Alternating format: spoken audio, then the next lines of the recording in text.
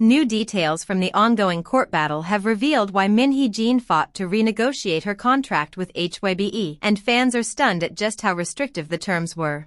According to testimony and trial discussions, Min's deal bound her to stay at ADOR until November 2026. On top of that, as long as she remained employed at ADOR or continued to hold company shares, she was barred from pursuing any outside ventures. At the center of the dispute is Min's 18% stake in ADOR. On paper, she could sell 13% of that back to HYBE through a put option. But the remaining 5%? That's where things turn controversial. Court discussions revealed that this 5% stake couldn't be sold without HYBE's explicit approval, and worse, there was no option for her to simply give it up. In effect, this clause left her tethered to HYBE indefinitely. As one summary from trial put it, with this 5% stake acting as a shackle, HYBE could indefinitely extend Min's non-compete restriction. Min reportedly described the arrangement as being tied to HYBE for life. Last year, she asked for a revision. HYBE, however, allegedly offered her a deal. They would free her from the 5% restriction, but only if she agreed to stay at ADOR until 2032. By that point, Min would be 53 years old. Her legal team presented a January 2024 recording of conversations with HYBE executives and lawyers as evidence, which seemed to confirm that HYBE was aware of how controversial the terms were. One witness was even accused of backtracking after the existence of the recording was raised in court. Reactions online have been fiery. Most Korean netizens are outraged at HYBE's tactics, calling the contract predatory. But others have pointed out a harsh reality: at the end of the day, Min signed it.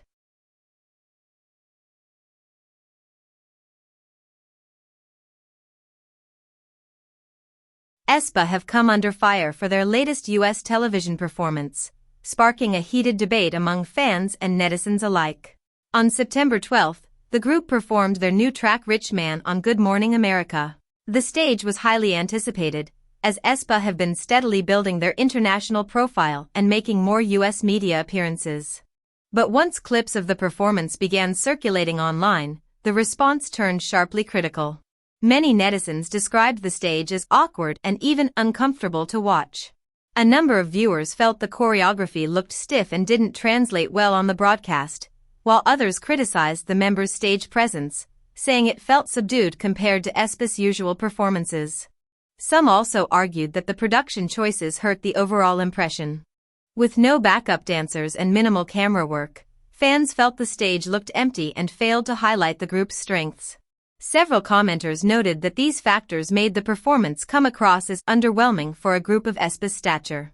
Still, not everyone agreed with the backlash. Supporters pointed out that live morning show performances in the U.S. often suffer from poor sound mixing and limited staging, which can make even top acts look less polished. Others argued that aespa are still adjusting to performing in Western broadcast formats, and that the criticism doesn't reflect their usual on-stage talent.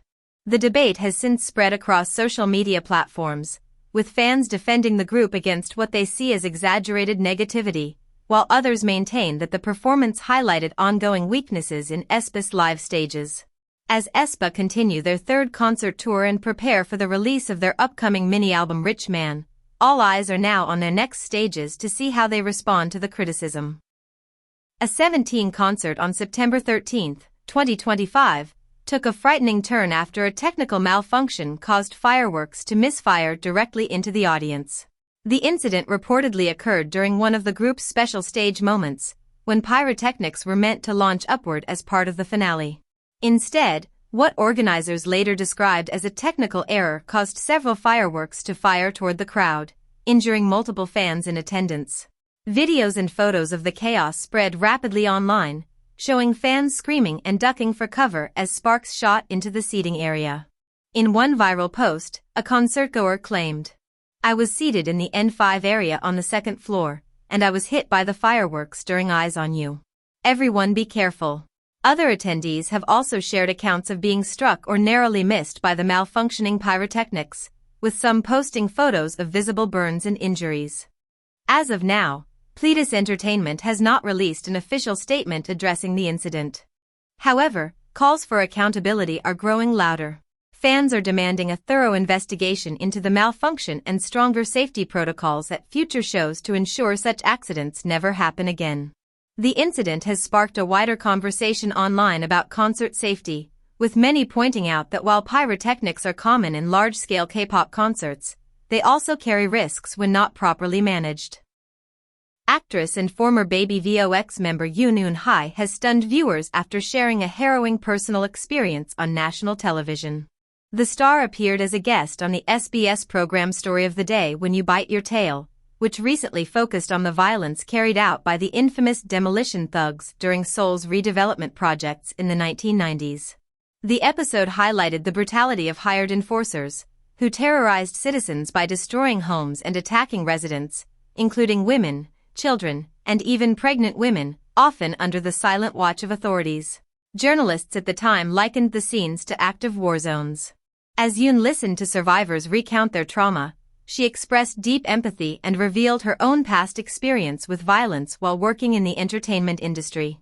The actress recalled that during her idol years, she nearly lost her eyesight after being struck with acid in a shocking attack. Though it doesn't compare to the pain the evictees went through, I too was once hit by a water gun filled with hydrochloric acid during my time as a singer and nearly lost my eyesight, said Yoon.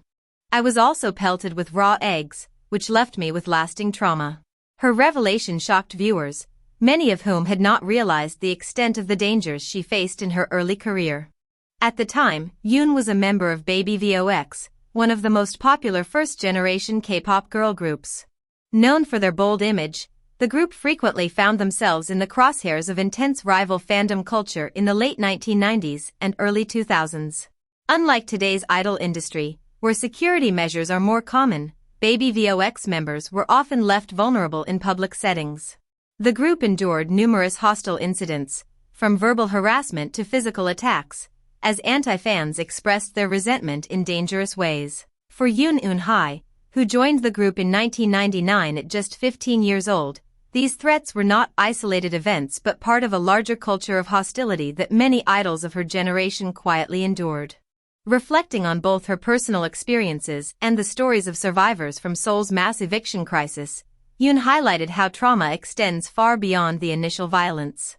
While her own pain stemmed from targeted attacks as a performer, she drew parallels to the survivors of the demolition era, who carried deep psychological scars after enduring physical, verbal, and even sexual violence. Reports from the time noted that most of the perpetrators behind Seoul's redevelopment atrocities went unpunished, leaving victims without justice.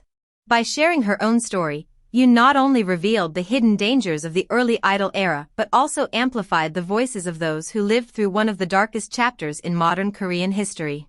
But I've been sleepy, and you know the rest. And hopefully, your thoughts have been rested.